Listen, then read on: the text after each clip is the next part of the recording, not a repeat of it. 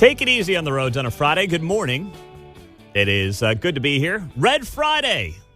By the way, our Friday feature segment is coming up in an hour. We've been doing this now for a couple of months where I've been welcoming in kind of a who's who of Kansas City into the studio on Friday for a conversation, 9 to 9:30. And we're going to have on KCTV5 lead anchor Brad Stevens this morning. So looking forward to that conversation, getting to know Brad. You know, he's got the jawline and everything, but do you really know the guy? I've dealt with him and worked with him a bunch, and he's a good guy. He's interesting, and he'll be here at 9:05. So you know how I feel about the stadium and the sales tax extensions and everything else. But yesterday, I got the most compelling pitch yet for why to vote yes on extending the sales tax. And I have not been against it. I haven't. I've understood why the Royals want to move downtown as much as I'm a fan of Kauffman Stadium.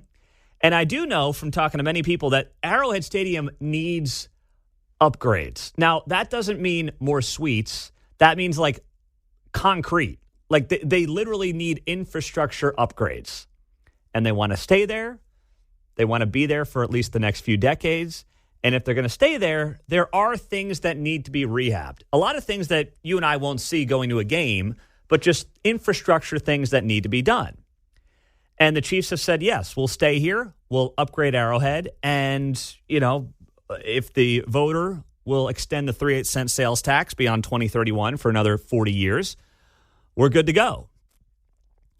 But I understand a lot of you have been of the approach and been of the attitude of screw that, especially in Jackson County, where the property taxes have just continued to skyrocket.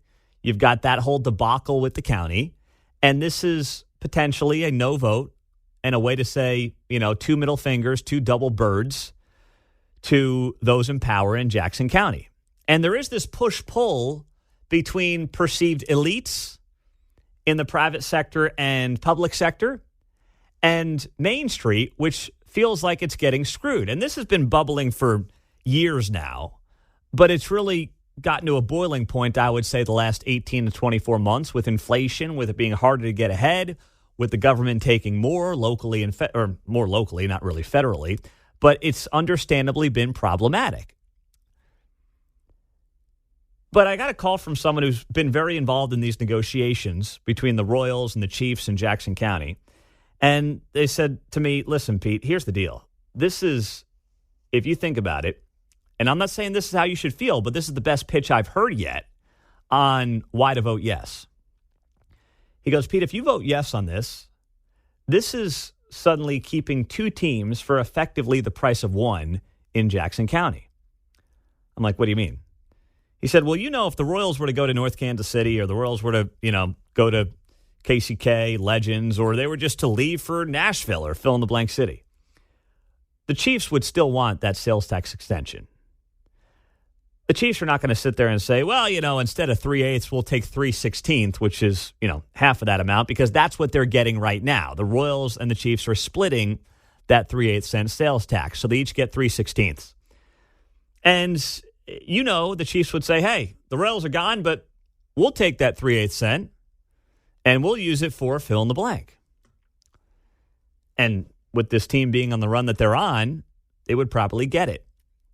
So right now, you have this extension on the ballot, and you're getting both teams without any tax increases. Like, okay, that's fairly compelling. And here's the other angle as well.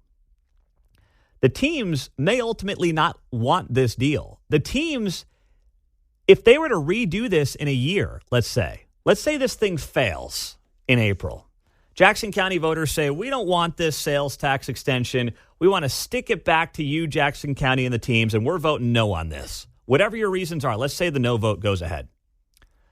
There's a possibility, a real possibility, that the teams come back and they say, okay, we're going to try this, get this thing on the ballot again in a year or 2 years or whatever it might be, and we're going to try to get a half cent. Now, why would they do that? Because it came out this week that Governor Parson does not have any real money in the budget for these two teams. His budget came out this week with the state of the state, and he didn't have any money for the sports teams in there. And the perception from the Royals and the Chiefs is that they would get money from the state of Missouri. Mike Parson is a big Chiefs fan, and there was this perception through their lobbyists that the state would also chip in some money. That's why they were not going to ask Jackson County for any more tax increases. They were going to say, we'll take the 3/8 cent. We think it can pass. We believe we'll get some money from the state. And then the Royals also think they're going to get some money potentially from the city of Kansas City, Missouri. Now, Quentin, I know, has talked a big game on this, but it remains to be seen what he can actually do when it comes to city money. But we know the state money, at least at this point, is not there like the teams thought it would be. So suddenly, I believe there's probably some concern with both the Chiefs, but more so the Royals, about how they're going to fund this new ballpark because they thought there would be some state monies coming in. And they can't fund this whole thing off just this 3/8 cent sales tax. The money's simply not there from the sales tax to get the amount of money they need or they think they need to fund their new ballpark and their new entertainment district. So there's a chance that with there being no state money, they could come back in 12 months and say, remember that 3/8 cent we wanted to extend? We actually need half a penny because the state money's not there. And the state money's not there because Mike Parson knows that he would get destroyed by conservative members from outstate Missouri if he was looking and perceived to be a guy who was giving billionaires money to build stadiums. The Cardinals didn't get anything when they redid their whole deal a few years back. And there would be a lot of pissed off people around Missouri if he were to do that. So he didn't do it. The other reason he didn't do it is because of politics this year. You've got this governor's race, and the belief is that Mike Parson is a fan of Mike Kehoe. That's his current lieutenant governor that is running for governor. And Mike Kehoe is perceived to be a guy, he helped get the World Cup here. He's kind of in that world. And he didn't want to put Kehoe in a tough spot where they look like they're basically giving billionaires money to build ballparks. So it's not in the budget. And you know that Bill Eigel, who's, a grassroots conservative guy from the other side of the state who's been on this show and is running for governor, he would have had a field day if Mike Parson had any kind of serious money in his budget for the Royals or the Chiefs. And Jay Ashcroft probably would have used it for campaign purposes as well.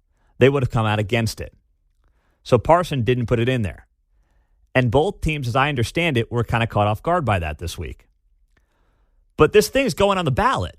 So now might be the time to say, hey, Chiefs and Royals, yeah, sure, 3/8 cents, split it between the two of you, and have fun. But interestingly enough, the teams may not want any part of this anymore. This may not be enough, air quotes, in their eyes. But now you've got them squeezed. Because they fought for the extension. It got on the ballot this week with the vote by the Jackson County legislators, and then the state money didn't come in. So the Royals and the Chiefs can't now go back to the county and say, actually, can we make it a little more? That would look horrible for them. So in many respects, the taxpayer and the county has both of these teams squeezed on this issue. And a yes vote in April may ultimately be the cheapest thing for the taxpayer to get away with keeping both of these teams here. Just something to consider. I'm not advocating for it, but I'm laying out the case as it was laid out to me. And the more I think about it, it does make sense from the standpoint of keeping as much money in the pockets of the taxpayer as you can. 913-408-7957. That's our studio line and our text line on a Red Friday on KCMO Talk Radio. It's great to be here with you.